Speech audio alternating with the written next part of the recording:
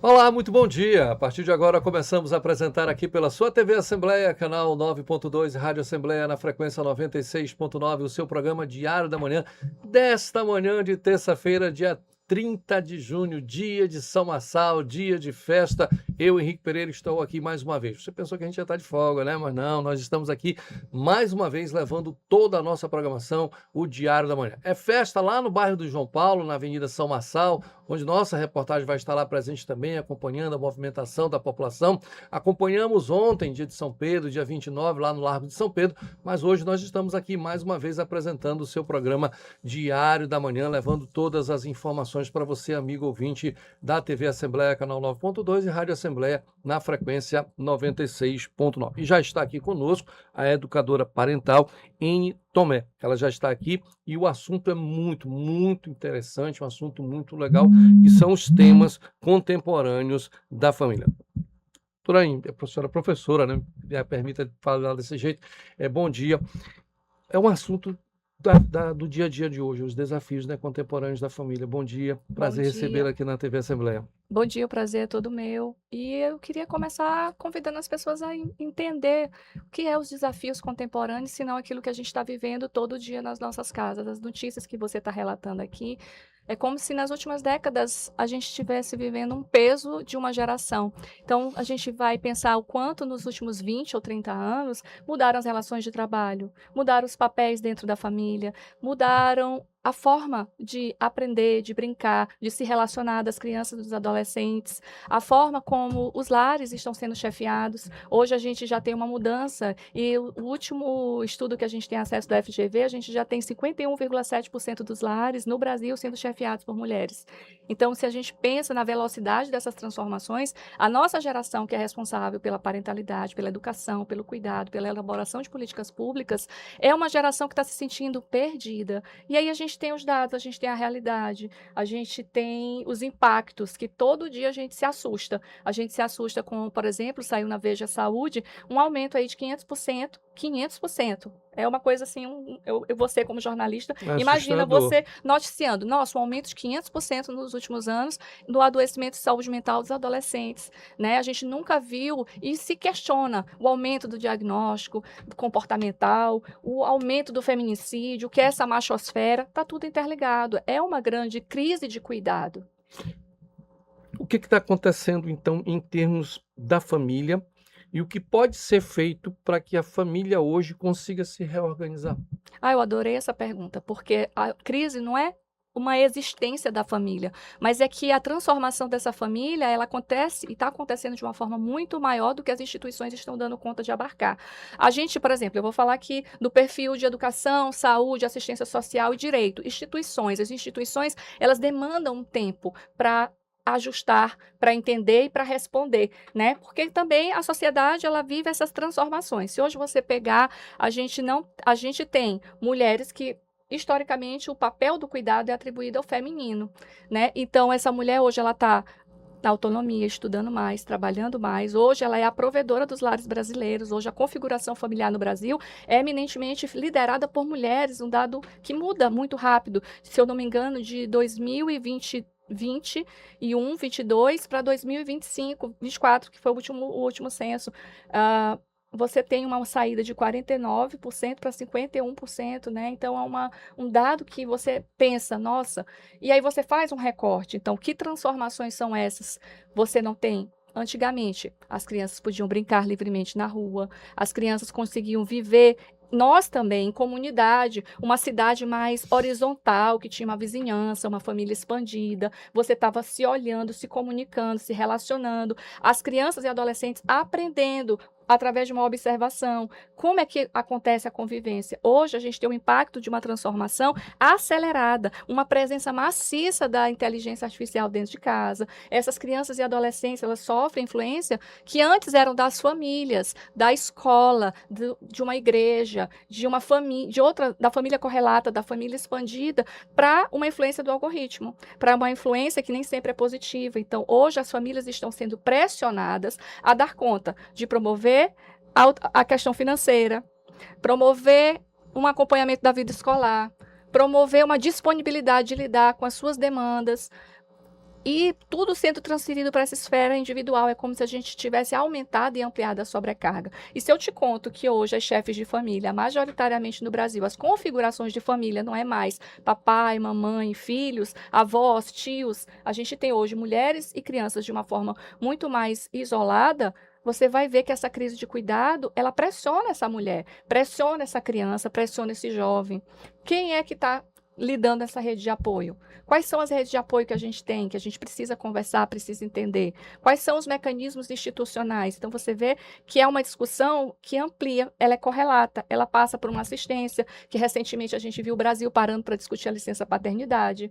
A gente vê a jornada 6x1, os debates, o que a gente discutiu tanto o impacto financeiro e a gente não discutiu quem é que trabalha 15 horas por dia, 7 dias por semana, que são as trabalhadoras brasileiras, são as mulheres brasileiras. E a gente pode fazer também um recorte. Muitas mulheres chefes de família recebem assistência governamental, por exemplo, de programas de assistência como Bolsa Família, que é interessante. Por quê? Porque essa mulher, de alguma forma, ela tem uma autonomia financeira mínima para sair de um relacionamento violento, priorizando essa mulher como cuidadora, mas como redistribuir o cuidado, né? Então a gente vive não uma crise dentro da família, gerada pela família, mas por uma pressão dessa transformação, né?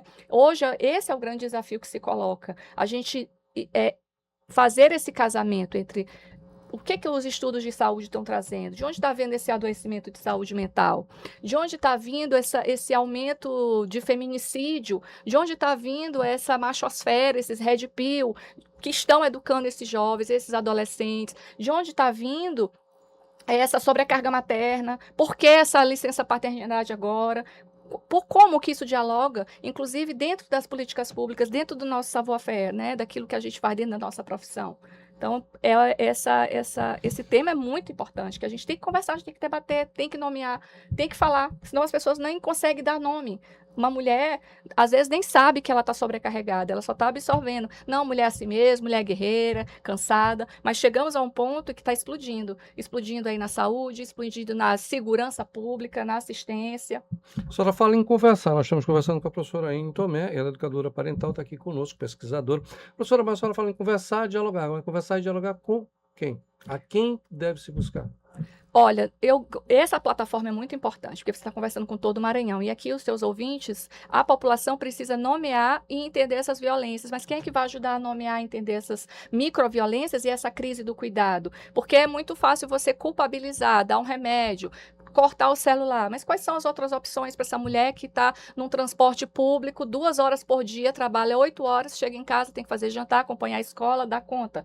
Quem vai ajudá-la? Se não um tablet, uma tela, né? Então, isso é uma coisa que muitas mulheres me perguntam, sim, mas o tablet é um momento que eu preciso dar porque eu tenho que trabalhar, eu tenho que dar conta, né? Então, eu acredito que essa discussão ela tem que chegar na população, mas quem precisa nomear somos nós profissionais. Somos nós que trabalhamos com educação, nós que trabalhamos com saúde mental, nós que trabalhamos com assistência, advogados de família. Hoje a gente vê um movimento, inclusive, do STJ, que essa semana, acho que esse mês, inclusive, começou a entender que o trabalho doméstico precisa ser remunerado e conta como patrimônio familiar, que é um avanço importante. Aquela mulher que se dedica a vida inteira no lar para cuidar desses filhos é um trabalho.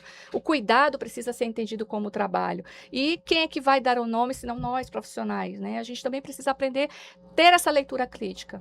O contexto familiar, a rede de apoio, sustentação, como fica? Avós, tios, parentes, que está cada um se isolando, é terra de município, cada um por si, me perdoe esse ditado. Isso tem sido muito vivenciado. Como é que a senhora vê essa situação? Então, você imagina, né, o que a gente acabou de falar. Nossa geração tem uma referência de um avô. Tinha, né? Tinha. É isso que me preocupa. Exato, e como nós estamos transferindo esse cuidado, né? Então você vê por que hoje os lares estão mulheres e filhos. Essa dissolução eu não quero levar para um campo moralizante, mas é porque é uma crise de cuidado, de responsabilidade. Se você não nomeia, se você não permite que um filho, um menino, por exemplo, brinque de casinha, brinque de cuidar de uma criança, porque o brincar é uma forma de aprender, é uma forma de livre expressar, né? Hoje a gente tem até a lei federal do brincar livre. Então, isso é que ensina e constrói para o universo masculino que cuidar é humano.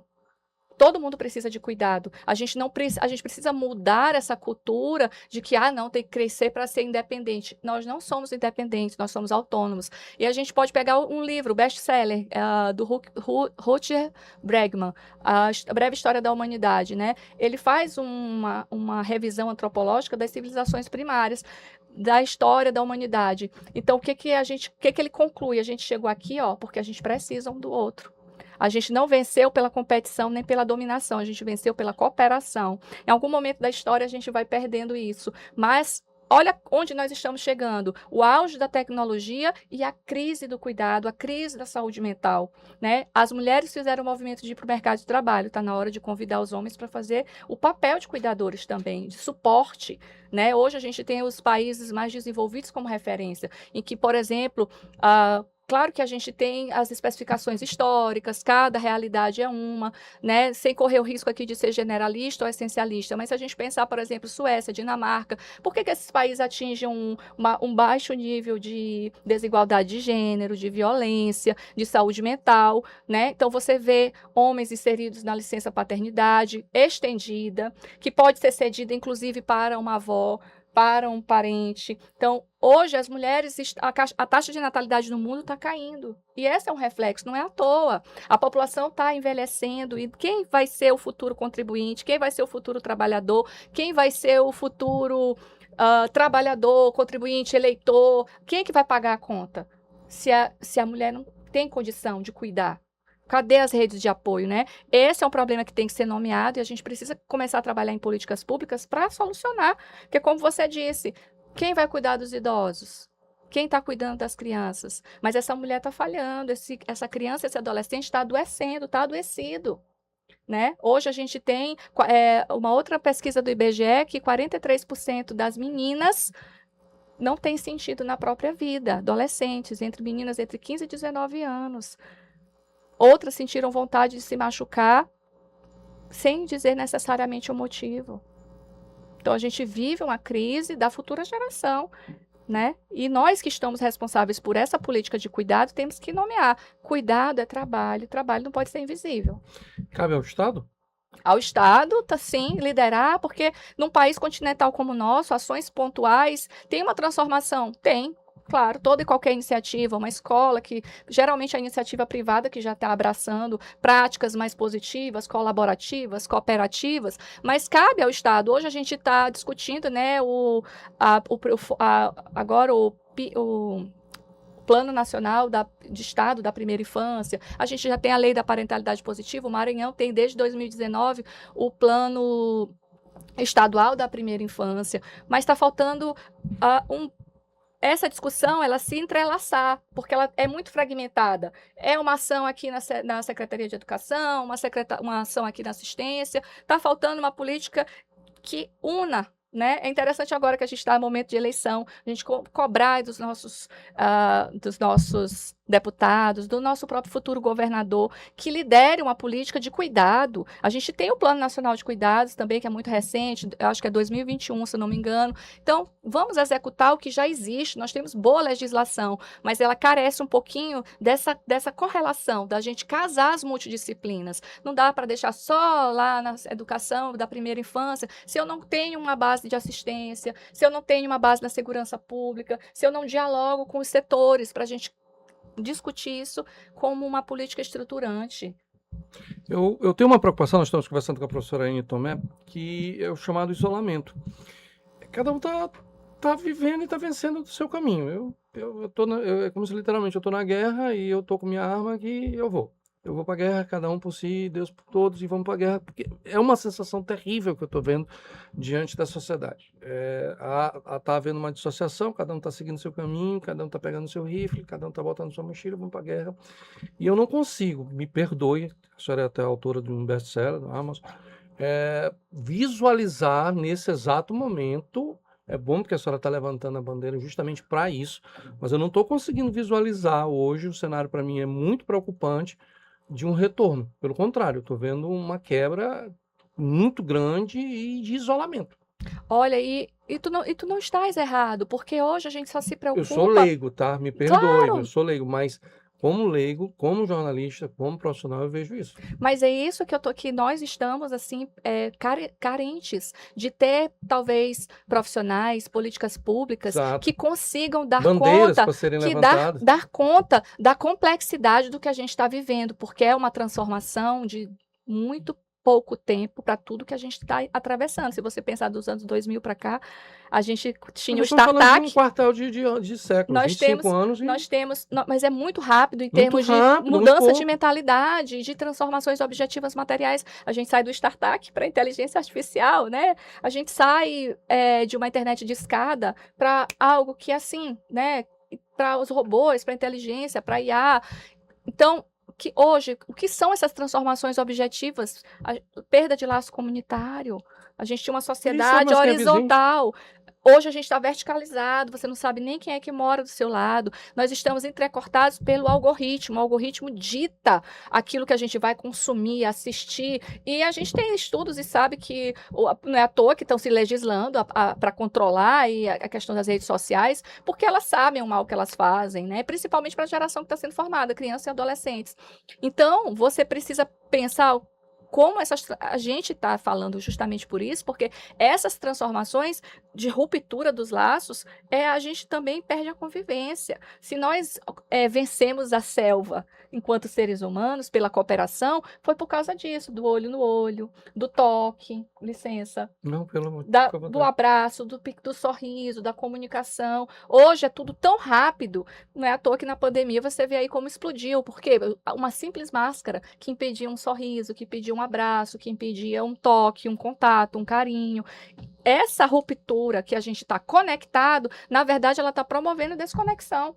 E são temas complexos, são temas multidisciplinares. A gente está falando ao mesmo tempo de antropologia, filosofia, sociologia, que às vezes as pessoas perguntam assim, meu Deus, para que serve, né? E se você pensar, é um projeto mesmo estrutural das transformações, da forma como a sociedade capitalista está se reorganizando, esse capitalismo financeiro de não produção, mas especulativo. Então, essa reflexão, ela precisa ser sustentada por profissionais, por gestores, por políticos, para ajudar para que essa população consiga nomear. E sustentar uma complexidade é entender as suas múltiplas camadas. Hoje eu não vou falar só do indivíduo, tudo que eu estou falando aqui é do estrutural. Hoje, o que demanda, qual é a mola do mundo? É o tempo, é o dinheiro, é a produtividade. Mas qual o custo que está demandando? O custo do desenvolvimento humano, o custo de saúde mental e a grande crise do cuidado. Porque quem deu a base para o nascimento do capitalismo é o trabalho doméstico invisível. Sem dúvida. Professor, eu lhe Quem cuida agradeço do muito. trabalhador. Sem dúvida.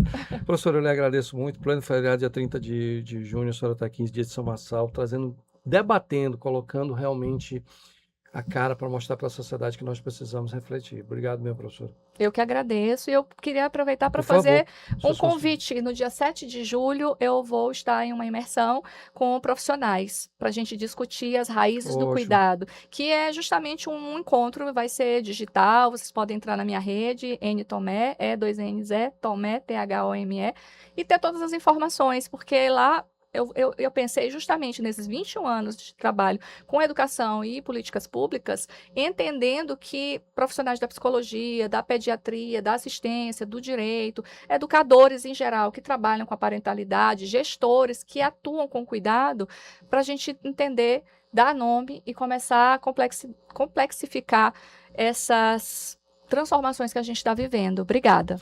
Ainda bem que temos pessoas como a senhora que está levantando essa bandeira de uma situação que realmente necessita. Obrigado, professora. Eu que agradeço. Bom, nós vamos finalizar o nosso programa hoje, o Diário da Manhã, dessa terça-feira, dia 30 de junho, uma ótima entrevista, dia 7 de julho, né? 7 de julho. 7 de julho. Procure e participe, busque apoio, não se isole. O caminho é buscar o apoio.